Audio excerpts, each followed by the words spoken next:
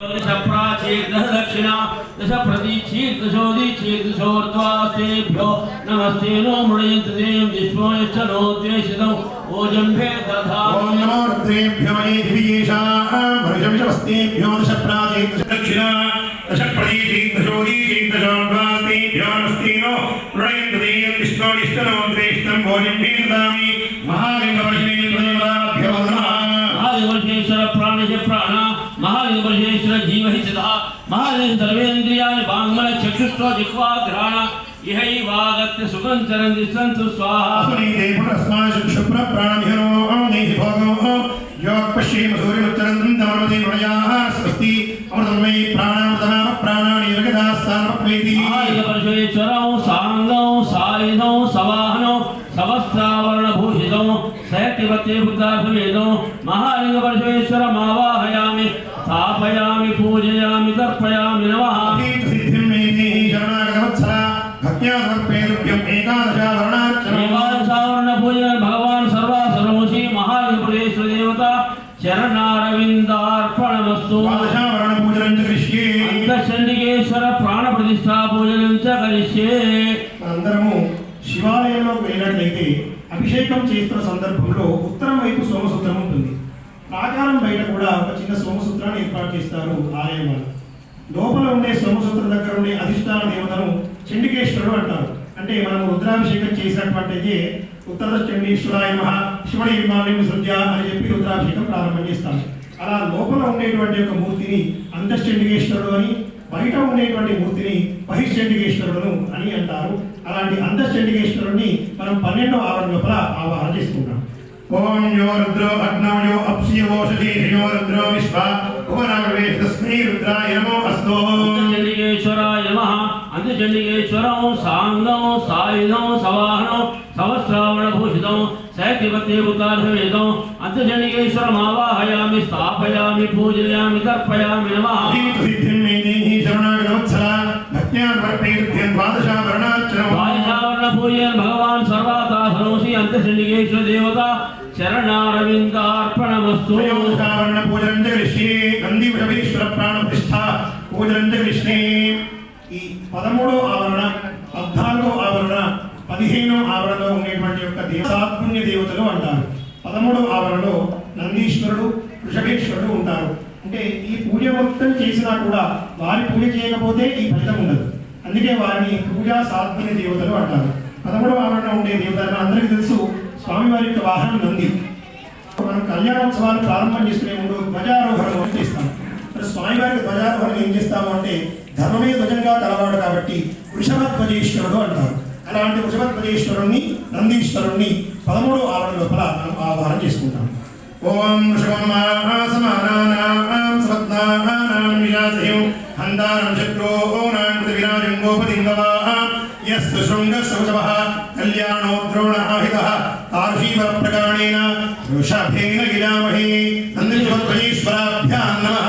నందివృషభేశ్వరౌ సాంగౌ సాయుధౌ సవాహనౌ సహస్రావరణభూషితౌ ససిద్ధిపుత్రవాసితౌ నందివృషభేశ్వరమావాహయామి స్థాపయామి పూజయామి తర్పయామి నమః సిద్ధిం మే దేహి శరణాగతవత్సలా భక్త్యా సమర్పయేభ్యం త్రయోదశావరణార్చనం త్రయోదశావరణ పూజన భగవాన్ సర్వాతాసనోసి నంది వృషభధ్వజేశ్వర దేవతా చరణారవిందార్పణమస్తు. ఆవరణ పూజనం చ కరిష్యే యమ చిత్రగుప్తేశ్వర ప్రాణ ప్రతిష్ఠా పూజనం చ కరిష్యే.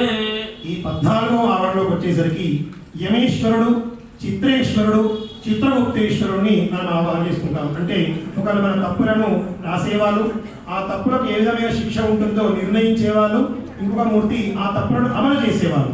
యమేశ్వరుడు, చిత్రేశ్వరుడు, చిత్రగుప్తేశ్వరుడు ఈ ముగ్గురిని కూడా మనం మృత్యుదేవతలు కూడా ఈశ్వరతత్వంగా ఆవాహన చేసుకున్నటువంటి ఒక గొప్పనైనటువంటి సాంప్రదాయము కేవలం మన సనాతన వైదిక సాంప్రదాయం మాత్రమే, హైందవ సాంప్రదాయం మాత్రమే. మృత్యుదేవతలు కూడా మనం ఈశ్వరతత్వంగా ఆవాహన చేసుకుంటాం. అది కూడా శివుడితో సమానంగా మనము మృత్యుదేవతలు ఈశ్వరతత్వాన్ని ఆపాదించి ఆవాహన చేసుకొని వారితో సమానంగా పూజ చేసుకుంటాము. కేవలం హైందవ ధర్మానికి చెందినటువంటి గొప్పతనం మాత్రమే ఈ యొక్క లింగాచరణ అనేటువంటి యొక్క క్రతువు. ఇలాంటి యమేశ్వరుని, చిత్రేశ్వరుని, చిత్రగుప్తేశ్వరుని 14వ ఆవరణ లోపల మనం ఆవాహన చేసుకుంటాం. ఓం యమాయ సోమకో సురతయమాయ చుహతాహరి యమకుంభయజ్ఞో గచ్చతి విదూతో అలంకృతః. ఈశ్వరాయ నమః चित्रेश्वरं साङ्गं सायुधं सवाहनं सहस्रावणभूषितं सैत्यपत्येपुत्रार्थमेतं यमेश्वरमावाहयामि स्थापयामि पूजयामि तर्पयामि नमः। ओम चित्रं देवानामदगादनिकं चक्षुर्मित्रस्य वरुणस्याग्नेः आप्राद्यावां पृथिवी अन्तरिक्षं सूर्य आत्मा जगदस्थस्तुश्च। चित्रेश्वराय नमः।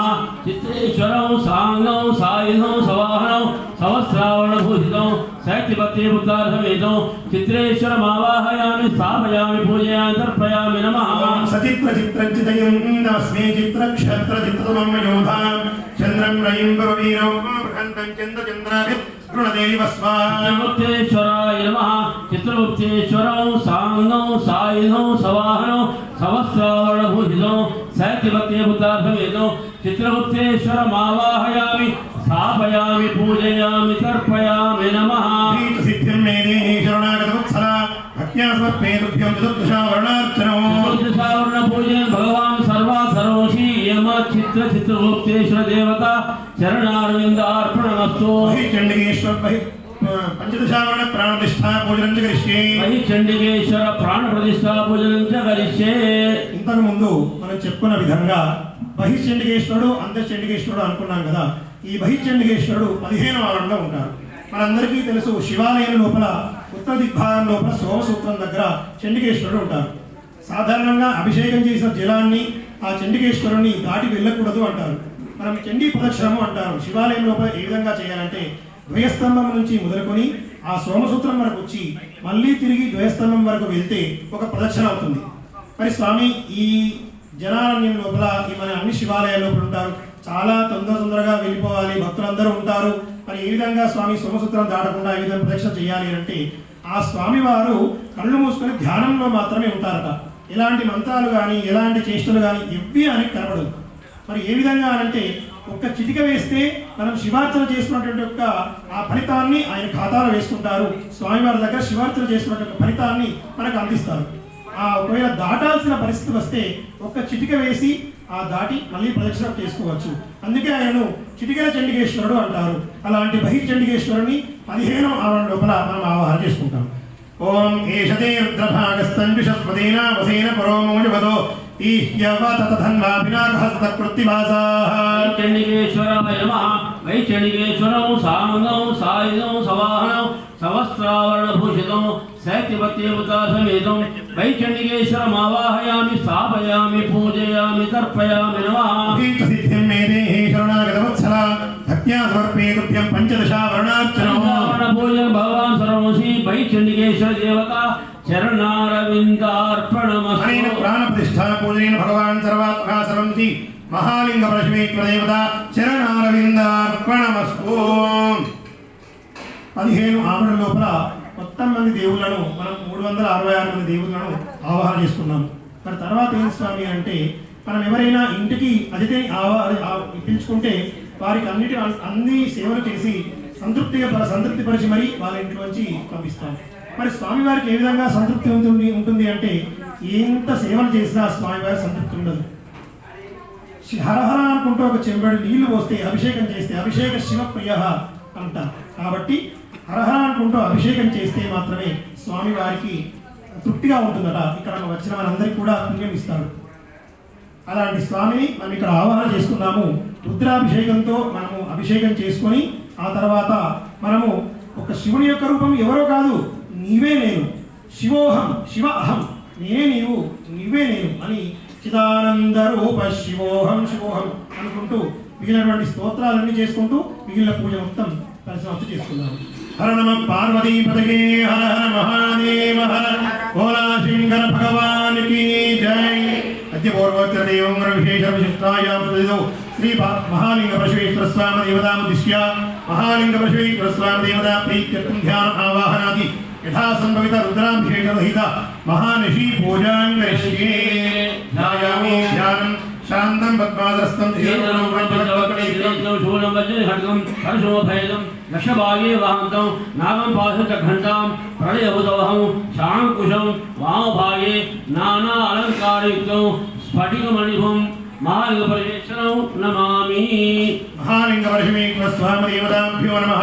ध्यायामि ध्यानं समर्पयामि आवाहयामि आसनं समर्पयामि. आदयोः भाग्यं సమర్పయామి అక్షయోర్ఘ్యం సమర్పయామి ముఖే ఆచమనీయం సమర్పయామి ఔపచారిక స్నానం అందరూ నమస్కారం చేయండి చెప్పండి శంకరస్య చరిత కథ అమృతం చంద్రశేఖర గుణాను కీర్తనం నీలకంఠ తవ పాదసేవనం సంభవంతు మమ